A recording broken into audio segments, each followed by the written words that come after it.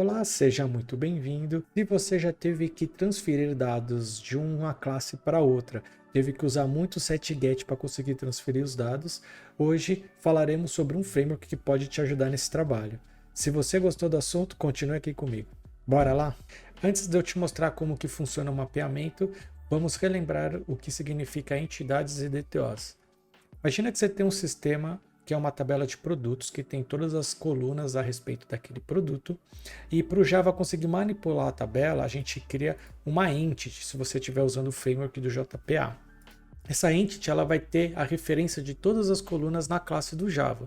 E com ela a gente consegue inserir, apagar, consultar dados. Beleza? Imagina que a gente quer expor uma API ou um serviço que eu quero colocar assim, os últimos produtos cadastrados do dia. E para isso, eu não quero mandar para o cliente todas as informações do produto, eu só quero mandar para o cliente o ID, o título e o preço dos últimos produtos cadastrados. A gente pode fazer um DTO, que seria o nosso mapeamento de saída da API. Eu normalmente uso na nomenclatura response no lugar de DTO, mas o uso é exatamente o mesmo. Eu mapeio somente os campos que eu quero que o cliente veja na minha resposta e não todos, por diversos motivos, seja por performance, para ir menos dados, porque naquele momento eu não quero mostrar todos os dados de um produto, seja por segurança, não quero mostrar determinado campo, enfim, a gente cria um outro mapeamento para que o meu endpoint responda a informação que eu quero que ele responda. E entre o meu mapeamento e uma entidade existem vários campos, e eu preciso transferir as informações da entity para o meu DTO antes de responder. E para isso eu tenho que criar um DTO, dar um new no DTO, aí para cada um fazer um set, um get, um set, um get, um set, um get das informações para transferir os dados de um para outro. Eu vou mostrar isso um pouquinho mais para frente, mais detalhado. Esse é só um resumo para a gente relembrar o nosso cenário aqui que eu vou apresentar para vocês. Bem, como nós vamos falar sobre framework de mapeamento de bins, né? Eu vou deixar o link desse site aqui que fizeram um teste com alguns frameworks para fazer esse mapeamento. Então eles usaram o Dozer, Orica, MapStruct, Model Mapper, JMapper para fazer esse teste. Eu não vou entrar a fundo no que foi feito aqui e quais foram os testes que foram feitos. Alguns testes de uma biblioteca foram melhor, outros testes de outra biblioteca foram melhor. E pulando, eu vou deixar o link para vocês analisarem com calma depois. E olhando direto na conclusão, ele fala que o JMapper foi a melhor biblioteca. Porém, o MapStruct ficou muito próximo do JMapper, ou seja, se você for escolher uma biblioteca hoje, acredito eu que o JMapper e o MapStruct seriam os melhores frameworks para você utilizar. E eu tenho visto muito MapStruct nos projetos que eu tenho atuado. Então acho que vale a pena a gente conversar sobre MapStruct hoje. E como de praxe, é sempre bom a gente olhar a documentação oficial do fornecedor, ler o site oficial do fornecedor. Vou deixar o link também aqui na descrição do vídeo sobre o MapStruct e ler aqui algumas coisas que eu acho interessante a gente saber, né? Primeiro aqui ele fala o que é o MapStruct, né? Simplificando aqui, ele gera um código, já vou explicar o que seria isso, ele gera um código para simplificar essa troca de informações, né? E aí por quê? Aí ele fala que as aplicações, normalmente, elas têm um mapeamento entre diferentes modelos, né? Principalmente entre entities e DTOs, né? DTOs. Então, já que você faz esse trabalho várias vezes no seu programa, então eles acharam bom criar esse framework para facilitar esse processo, tá? Então, a versão que a gente vai usar vai ser a última mesmo, que é a 1.50. E eu vou mostrar para vocês agora como a gente pode usar esse framework. E acesso o link aqui para dar uma lida e coletar mais informações. Aqui na parte de documentação tem examples. E ele vai para um GitHub que você pode baixar diversos projetinhos com diversos exemplos de diversas bibliotecas. Tudo vai estar aqui na descrição do vídeo. Para fazer a demonstração, eu vou usar o meu próprio site para implementar o MapStruct. O site que eu tenho lá, ele está com back-end em Spring Boot. Eu uso ele para fazer diversos testes, para testar tecnologia, eu uso ele de cobaia. e eu resolvi colocar nele o MapStruct. Então aqui no PostXML do meu projeto, na parte de Properties, criei aqui umas tags para eu utilizar logo abaixo. Então eu coloco aqui MapStruct versão, e como eu uso o Lombok nesse projeto, que para quem não sabe, quiser aprender sobre o Lombok, deixa aqui na descrição do vídeo, eu também criei o mapeamento do Lombok aqui, tá? Vocês vão ver já o porquê. Então esse nome a gente vai utilizar como variável mais para baixo. Aí a primeira coisa é colocar a dependência do MapStruct, e a versão eu coloquei exatamente o que está dentro da tag aqui em cima, que é essa daqui 150 final. Ela vai estar aqui baixando esse daí. Então, o primeiro passo é o quê? Colocar a dependência do MapStruct. Segundo passo, como que o MapStruct consegue manter uma performance usando o framework? Ele gera as classes no tempo de compilação. Então a classe já vai estar pronta, ele não faz nenhum tipo de mapeamento em runtime. Ele gera tudo antes, como se a gente tivesse feito na mão, normalmente, e aí ele substitui os lugares que estão mapeamento por essas classes que ele criou na mão. E que momento que ele faz isso? Então, se o seu projeto não tiver, a gente vai pôr um plugin na hora do build, que é o Maven Compiler Plugin. Então, na hora de compilar, eu quero fazer uma determinada ação. Então, a primeira coisa que você vai pôr dentro do configuration do Maven Compiler é colocar uma tag falando que você quer rodar o MapStruct Processor na mesma versão. Então, por isso que eu coloquei esse cara lá em cima para compartilhar a versão dos lugares que eu preciso, né? Quando a gente põe o dólar e a chave, você está usando a variável que está lá em cima como valor, então vai aparecer 1.50 final aqui. E então ele vai rodar o processador do MapStruct durante a compilação, para gerar as classes que eu comentei e substituir onde eu fiz os mapeamentos. Como eu estou usando o Lombok, eu tenho que avisar também no momento de compilação que existe o Lombok e que eu vou usar o Lombok junto com o MapStruct, né? Então, esses três caras, para quem usa o Lombok, são imprescindíveis para que funcione a compilação. A primeira vez eu não tinha colocado esses dois, ele dá erro em todas as classes que você tem em Lombok. Então, colocando isso, resolve o problema. Então, essa é a primeira parte, que é a parte da instalação. Antes da gente seguir na programação, vamos entender o ponto que eu quero mexer. Quando a pessoa entra no meu site, ele abre a primeira tela inicial, e eu trago só assim as últimas novidades, os últimos projetos, os últimos artigos, né? Nesse momento eu não sei nem se a pessoa vai se interessar e clicar em alguma dessas coisas aqui, então não compensa para mim mandar todas as informações de uma vez. Então assim, eu tenho APIs próprias só para trazer a informação mínima, essa primeira parte. Então, por exemplo, no caso do blog, só traz, que seria aqui os artigos, só traz o ID, o título. Aqui é o curso, ele traz algumas informações, que é a cor, a descrição, o logo e o título, para que consiga desenhar esse gráfico, né? E ele não traz o conteúdo inteiro, né? Para que eu vou trazer o conteúdo de todo mundo se eu nem sei se a pessoa vai clicar? E quando ela clicar no item, aí a próxima API carrega o conteúdo inteiro. Então eu uso isso para melhorar um pouco a performance do meu site. Esse é o motivo que eu estou usando. Então a gente vai afetar diretamente essa API aqui. Vamos escolher agora uma API. Eu vou pegar essa API que devolve os últimos cursos e eu vou mostrar como está hoje, e em cima de como está hoje a gente vai mexer no meu próprio back-end para fazer essa melhoria e colocar o MapStruct.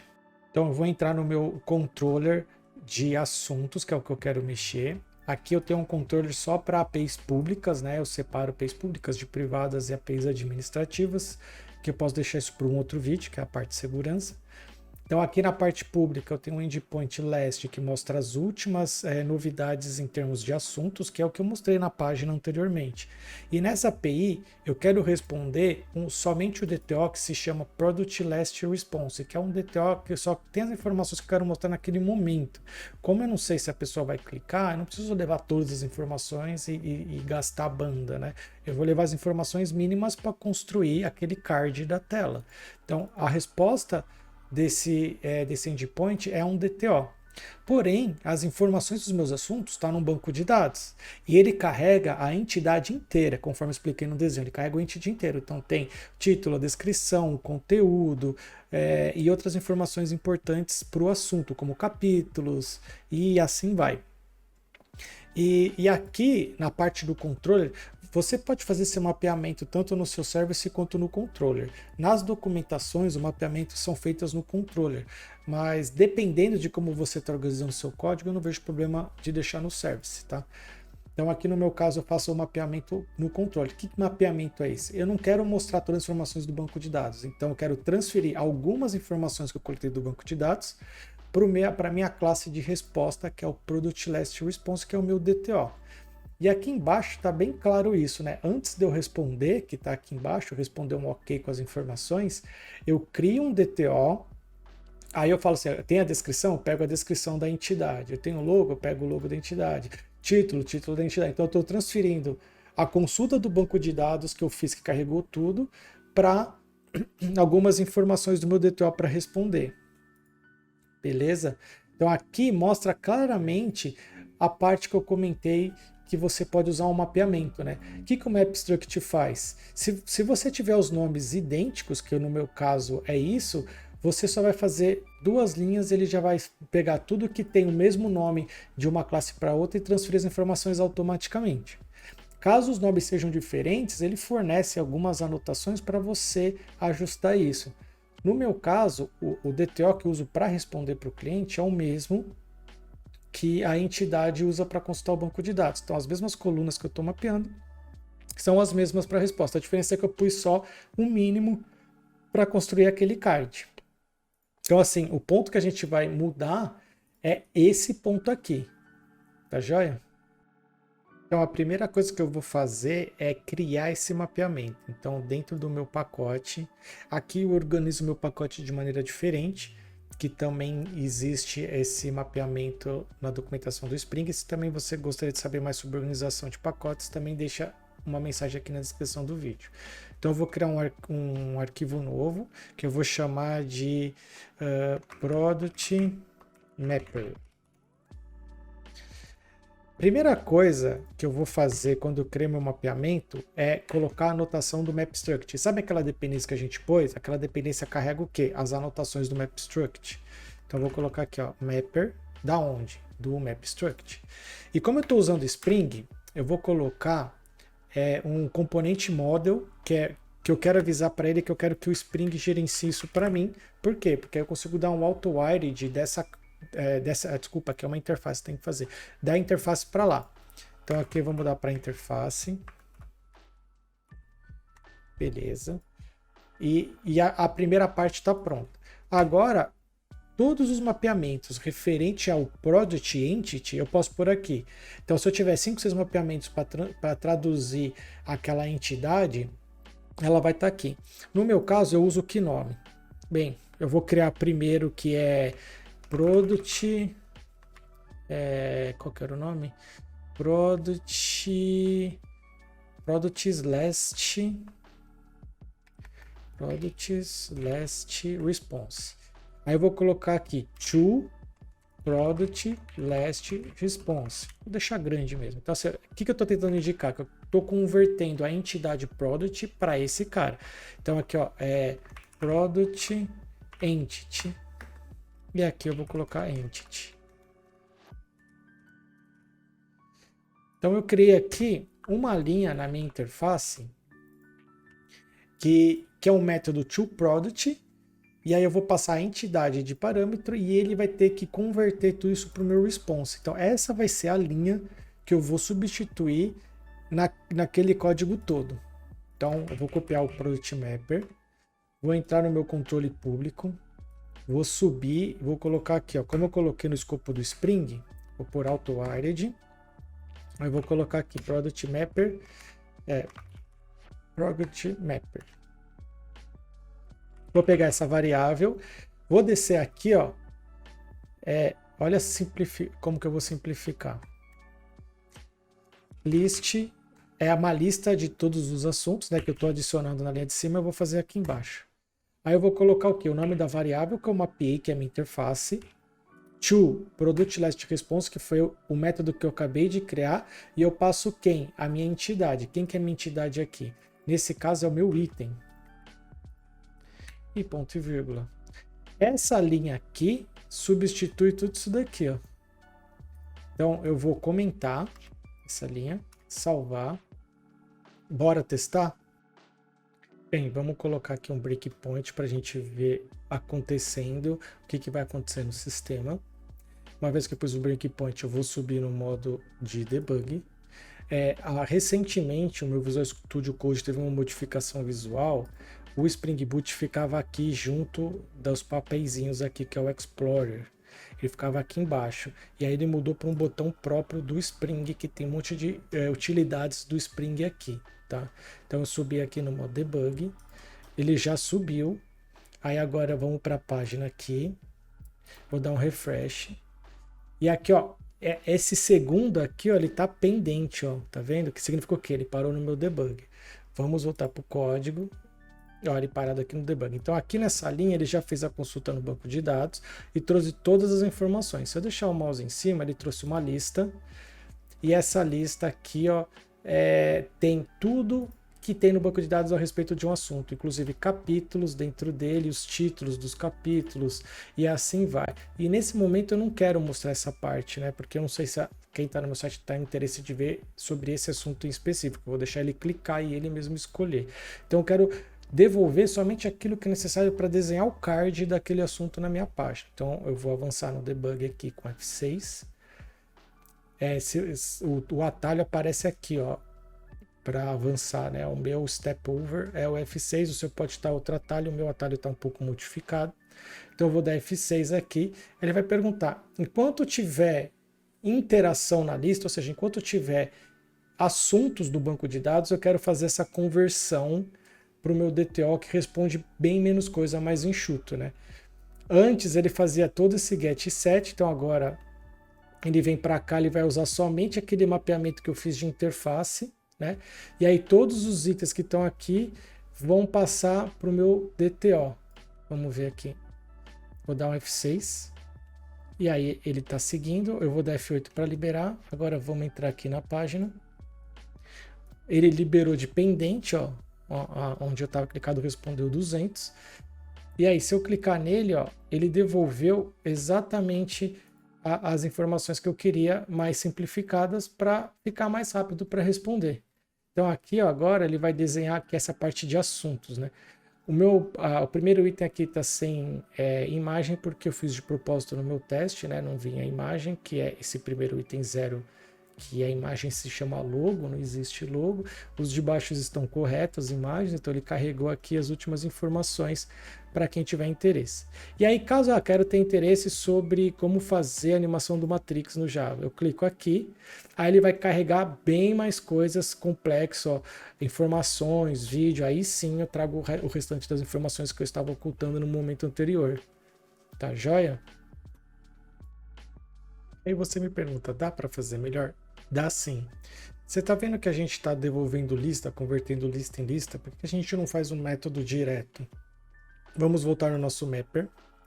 Aí, ó, a primeira lista é esse interable e a segunda lista é esse array. Então eu quero converter esse interable, que é o que está aqui em cima, para um array list. Então vamos fazer isso aqui. Vou copiar esse cara aqui.